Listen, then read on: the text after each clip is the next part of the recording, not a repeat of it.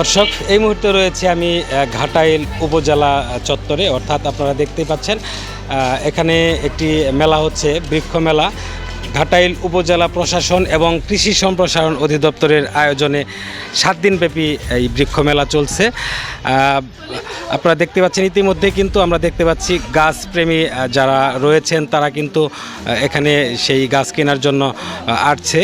আর এখানে এই মেলাতে কিন্তু আমরা যতটুকু দেখতে পাচ্ছি বিভিন্ন ধরনের বনজ, ফলজ ও ফুলের গাছের অসংখ্য চারা এখানে উঠেছে। আর এই মেলা দেখার জন্য বিভিন্ন স্কুল কলেজের শিক্ষার্থীরা আসছেন এবং অন্যান্য ঘাটাইল উপজেলার বিভিন্ন অঞ্চলের লোকজন কিন্তু গাছের চারা কেনার জন্য আসছেন। ইতিমধ্যে আমরা দেখতে পাচ্ছি ঘাটাইল উপজেলা প্রশাসন এবং কৃষি সম্প্রসারণ অধিদপ্তরের এই বৃক্ষ মেলাটি জমে উঠেছে, চলবে 7 দিনব্যাপী। আর এই মেলার উদ্বোধন করেছেন ঘাটাইল উপজেলা নির্বাহী অফিসার জনাব আবু সাইদ এবং ঘাটাইল কৃষি উপজেলা কৃষি কর্মকর্তা দিলশাদ জাহান। ওনারা ইতিমধ্যেই আপনারা দেখতে পাচ্ছেন উদ্বোধন করছেন মেলাটি। এই মেলায় কিন্তু অসংখ্য স্টল এবং অসংখ্য স্টলে বিভিন্ন প্রজাতির দেশি এবং বিদেশি প্রজাতির গাছের চারা কিন্তু এই মেলাতে আনা হয়েছে। বিসমিল্লাহির রহমানির রহিম। সবুজ প্রকৃতি, সবুজ বাংলাদেশ, এই তো আমার বাংলাদেশ।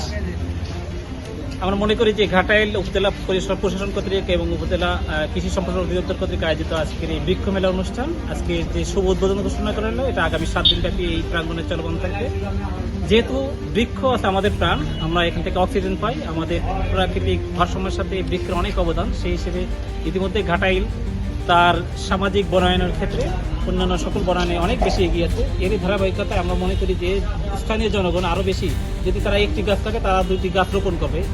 এইটাকে সামনে রেখে আমরা চাই যে এই এলাকার আপামর জনসাধারণ এই বৃক্ষের প্রকৃতির সাথে থাকবে, সেই প্রতিবাদ্যকেই আমরা ধারণ করি এবং এই এলাকার জনগণ সবাইকে আমরা এটাই সবাইকে বার্তা দিতে চাই যে সবুজ প্রকৃতির সাথে আপনারা সবাই থাকুন এবং এই বৃক্ষরোপণকে আমরা সবাই একসাথে প্যাট্রোনাইজ করে আগামীর বাংলাদেশ সবুজ শ্যামল, শস্য শ্যামলা করি। ধন্যবাদ।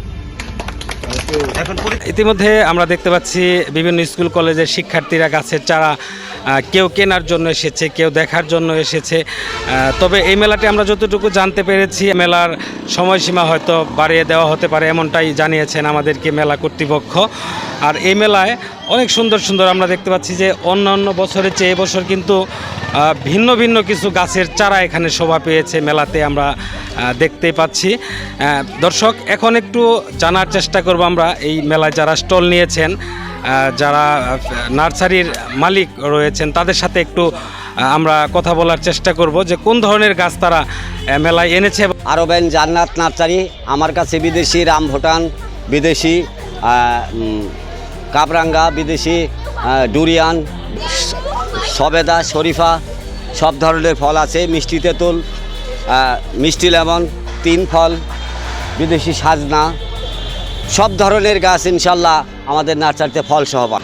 দর্শক, ঘাটাইল উপজেলা চত্বরের এই বৃক্ষ মেলার যে সবচেয়ে বড় স্টলটি রয়েছে, এখন আমি সেই স্টলের মালিকের সঙ্গে কথা বলবো। আচ্ছা, আপনারা এখানে কি কি গাছের চারা এনেছেন এবং বেচা বিক্রি কেমন হচ্ছে আপনি মনে করছেন?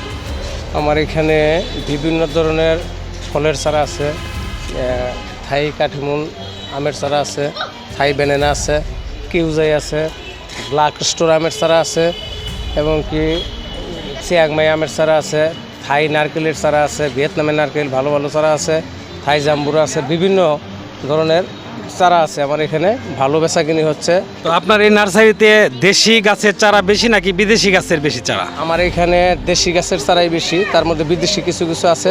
উনি আমাদের যেমনটা জানালেন যে অন্যান্য স্টলে কিন্তু আমরা শুনেছি যে তারা বেশিরভাগই বিদেশি গাছের চারার কথা বলেছেন, কিন্তু আমরা এই স্টলে একটু ভিন্নতা দেখতে পেলাম, যেখানে দেশি গাছের চারা কিন্তু বেশি রেখেছে। আসলে এমনটাই হওয়া উচিত, আমরা বিদেশি গাছের দিকে প্রবাহিত না হয়ে আমাদের দেশি যে সমস্ত গাছগুলো রয়েছে সেগুলো আমাদের রোপণ করা উচিত এবং সেগুলো আমাদের ক্রয় করা উচিত। দর্শক, আমরা বিদেশি গাছের প্রতি উৎসাহিত না হয়ে আমরা দেশি গাছ বেশি করে লাগাবো, এই আহ্বান জানাচ্ছি। আর বিশেষ করে গাছ লাগান, পরিবেশ বাঁচান, এই স্লোগানকে সামনে রেখে টাঙ্গাইলের ঘাটাইল উপজেলার বৃক্ষ মেলা থেকে এই ছিল সর্বশেষ। মোহাম্মদ নাজমুল ইসলাম, দৈনিক ঢাকা প্রতিদিন।